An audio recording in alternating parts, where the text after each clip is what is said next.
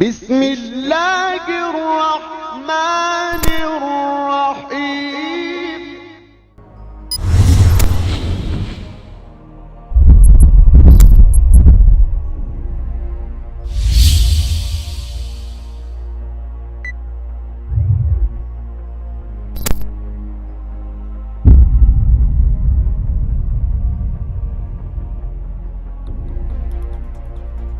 Albert Einstein lindi në 14 mars në 1879 dhe vdiq në 18 prill të 1955-s.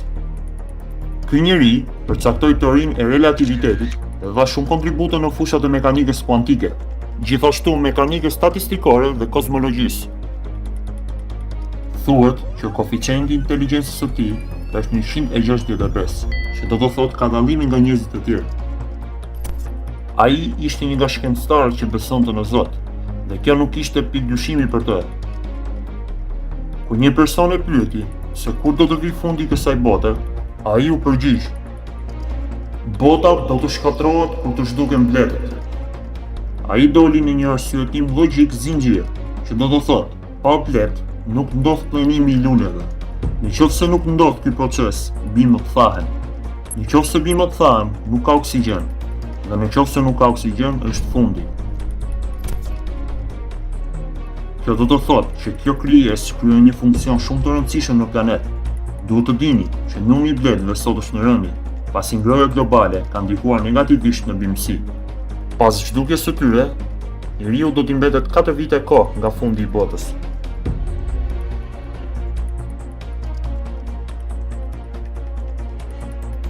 Isaac Newton, një tjetër shkencëtar i madh, por jo vetëm, ai ishte filozof dhe teolog, i cili sot njihet si shkencëtari me më shumë influencë të gjitha kohërave, dhe gjithashtu si një figurë kyçe e revolucionit shkencor. Ai studioi alkimin për vitesh dhe ishte një menaxhues i mirë i saj. Gjithashtu ishte i formuar rreth kabalas. Kabalaja është një shkencë shumë antike, që askush nuk e di se nga vjen. Sipas tij, ajo përmbledh të gjitha dituritë e botës dhe të universit. Mendohet se është transmetuar në fshehtësi nga disa njerëz me influencë. Për sa i përket alkimisë, ajo është dega më alternative e shkencës, duke i përfshirë të gjitha aspektet e saj. Ndryshe, alkimin mund ta klasifikojmë si magji, pasi për njeriu është absurde. Duke pasur ka shumë njohuri në fusha të ndryshme, ai ishte shumë kurioz se kur do të vinte fundi i botës. Këtë do ta zbulonte vetëm me anë të kalkulimeve matematikore. Çdo gjë është e shkruar në ditaret e tij, ku ka me qindra dhe mijëra formula abstrakte që për ne janë absurde. Duke përdorur formula matematikore, ai pretendoi se ai gjeti kur do të ndodhë gjykimi universal. Por jo vetëm, ai u bazua edhe në libra fetar, pasi ishte një teolog i mirëfillt. Sipas Newtonit, në librat e shenjtë gjenden kode që vetëm disa mendje ndritur do arrijnë t'i zbërthejnë. Ai tha që ardhja e Mesia do të jetë në momenti vendimtar i kësaj bote. Këto sekrete ai zbuloi në dorëshkrimet e Apokalipsit dhe pjesëve biblike. Sipas Isaac Newtonit, fjala një kohë është e barabartë me një vit, kurse fjala kohërave është e barabartë me 2 vite. Fjala gjysmë kohë është e barabartë me gjysmë viti. Nëse i mbledhim këto shifra, të japin rezultatin 3 vjet e gjysmë. Në ato kohë, një vit ishte i përbërë prej 360 ditësh. Kështu që 360 shumëzim 3.5 është e barabartë me 1260. Duke zbërthyer një tjetër kod, ai nxorri se 1260 janë vitet. Dhe këto vite kanë filluar në vitin 800, kur Carlo Mango bëri startimin e kishës. Dhe për të, ky vit është fundi i botës. 1260 plus 800 është e barabartë me 2060. Pas këtij kalkulimi, ai pretendoi që numri 1260 e gjeti në shumë pika të Biblës. Por këto pika vetëm ai mund t'i zbërthente.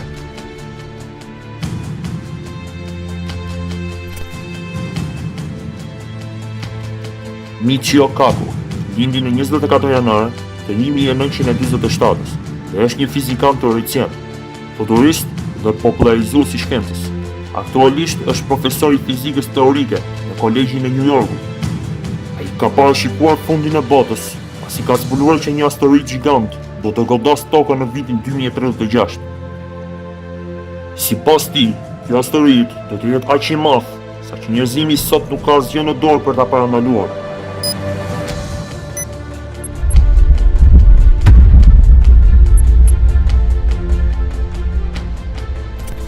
Miqjo Kaku tha që në vitin 2029, kjo asteroid do të kaloj fare pranë tokës, kurse në orbitin e dytë që ai do të kryej, mund të përplaset në tokën.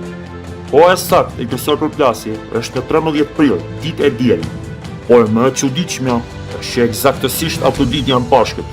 Ai e publikoi këtë lajm që bota të investojë në krijimin e një pajisje gjigande rrezatuese për ndalimin e këtij fenomeni, që do t'i jap fundin gjithçkaje. Apokalipsi do të thotë shkatrrim. Shkenca ka vite që është në dieni, por më e çuditshmja është që vjen nga lashtësia.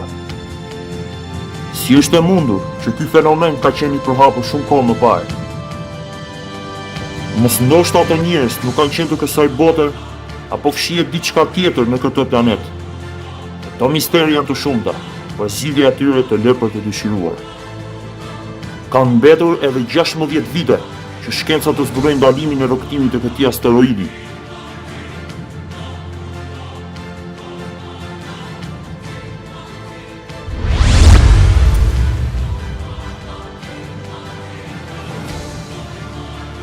Stephen Hawking ishte një prej fizikanëve teorik më të njohur në botë. Hawking ishte astrofizikant dhe që nga viti 1979 pronar i katedrës lukasiane. Para se të ndronte jetë, në vitin 2018, ai përfundoi një teori që përshkruan parashikimin e tij për fundin e botës.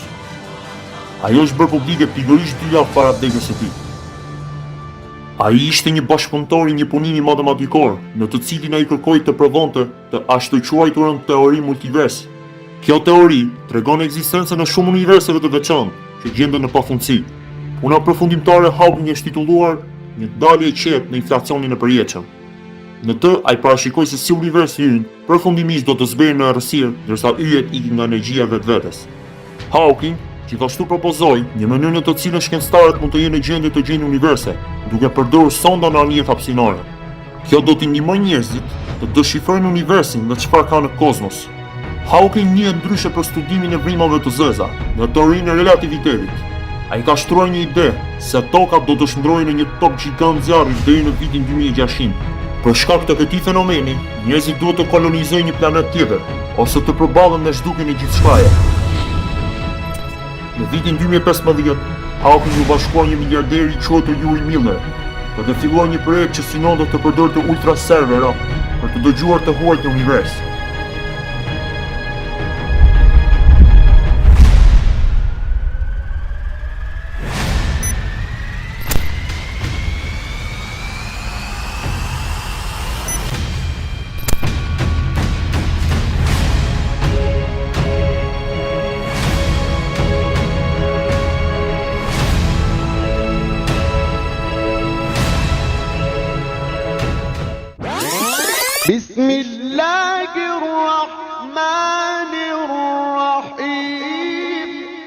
Kjo botë sa do të vazhdoj, asnjë njeriu nuk i është leju me dhënë datë për të. Janë dhënë vetëm disa shenja që do të vinë dhe pastaj nuk dihet më se sa derisa i madhi Zot i jep urdhër Israfilit për t'i fryrë surit.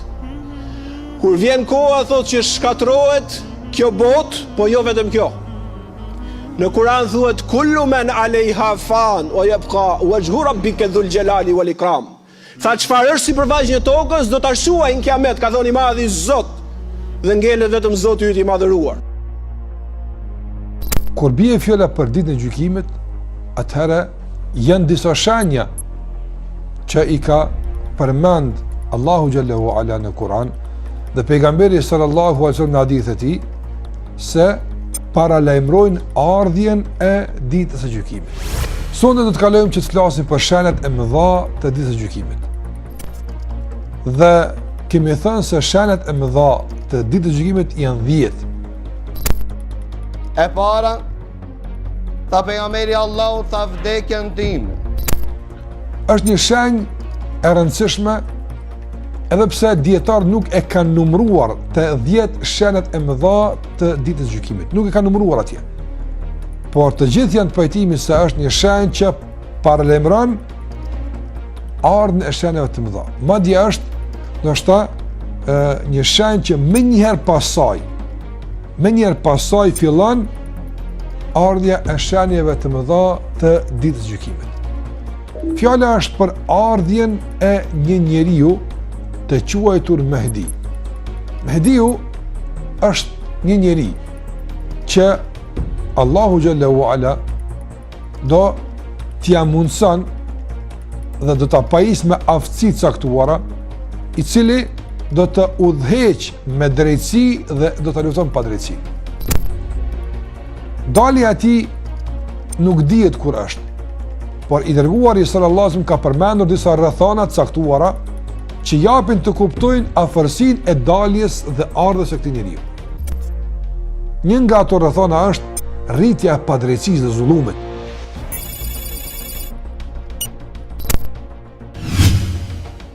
Shenjat e vogla të kiametit, domethënë janë ato shenjat që tregojnë se po afron kiameti, por se nuk është afër shumë. Dhe shenjat e mëdha tregojnë se kiameti, pra prishja përfundimtare, është shumë afër.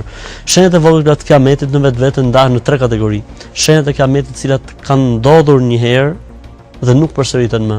Shenjat e vogla të kiametit që kanë ndodhur dhe përsëriten, dhe shenjat e vogla të kiametit që akoma nuk kanë ndodhur. Për shenjat e kiametit të vogla që kanë ndodhur dhe nuk përsëriten, siç ka thënë profeti, njëri prej sahabëve, numëro thot shenjat e kiametit, vdekja e profetit tënd. Pra vdekja e profetit alayhisalam ka ndodhur, por nuk përsëritet më. Kemi shenjat e tjera të cilat përsëriten vazhdimisht. Për shembull, pejgamberi ka thënë, para kiametit do të ketë shumë tërmete.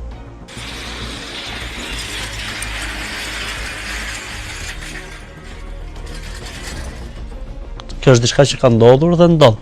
Përpara kiametit, thot pejgamberi sa do të ketë shumë luftra. Dhe normalisht kjo ka ndodhur dhe ndodh.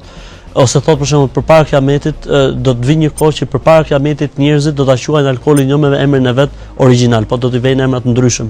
Kemi shenjat e kiametit të vogla të cilat nuk kanë ndodhur akoma asnjëherë. Si për shembull, thënia e profetit alayhisalam, nuk do të bëhet kiameti derisa gadishulli arabik të rikthehet edhe një herë në kopshte dhe lumenj siç ka qenë më herët.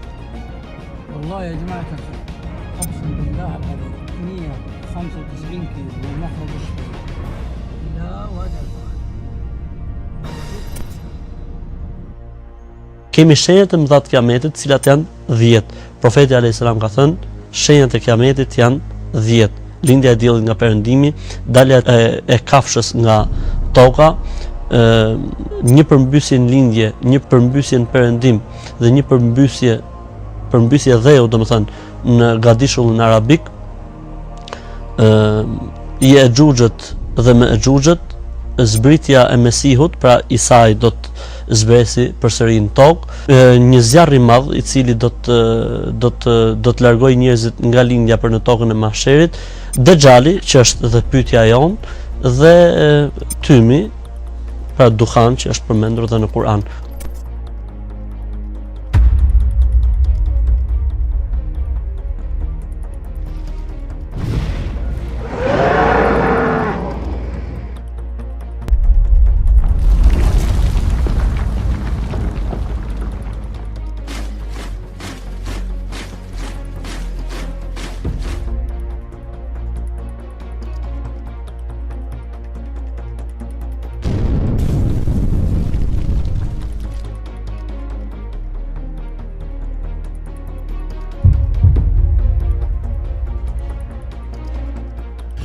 Këto janë 10 shenjat e mëdha të kiametit ose shenjat e mëdha. Profeti alayhisalam ka thënë, nëse ndodh njëra prej tyre do të ndodhin të tjerat njëra mbas tjetrës shumë shpejt, ashtu siç ndodh nëse do të presim një fije që ka ruaza ose kokra. Nëse presim, kokra dalin më njëherë mbas njëra tjetrës, po kështu edhe shenjat e mëdha të kiametit.